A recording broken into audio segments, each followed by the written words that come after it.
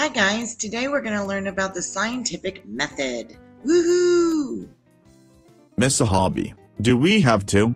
Can't we watch a movie? Okay. Let's learn about the scientific method. Thanks, Eric. The first step in the scientific method is to state the problem or the question. Develop one that can be solved through experimentation. For example, what substance works best to feed my plant? Sounds easy enough. What's next? Next, make any observations or do any research before the experiment begins. You might need background information on types of plants, for example. Find out if this experiment had been done before and what happened with theirs.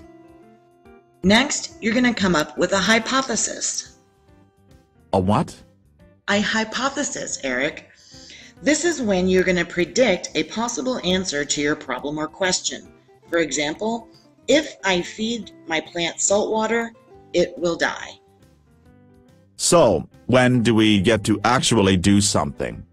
Well, that comes now. First, you will list and gather your materials for your experiment, and then write and follow a very detailed procedure and begin your experiment. Remember, the outcome must be measurable or quantifiable. Do we have to be very detailed? That sounds like a lot.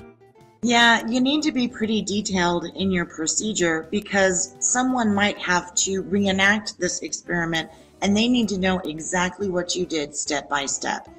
You wouldn't like it if I gave you a lab and the directions were very vague, would you? No. I thought so. Almost done, Eric.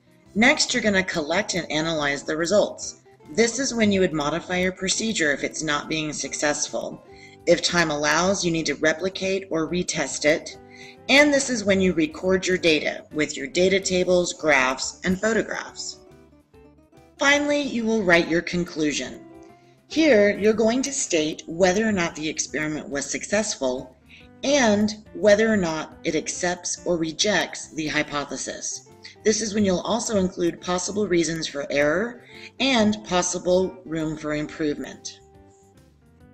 Are we done yet? I want to do an experiment.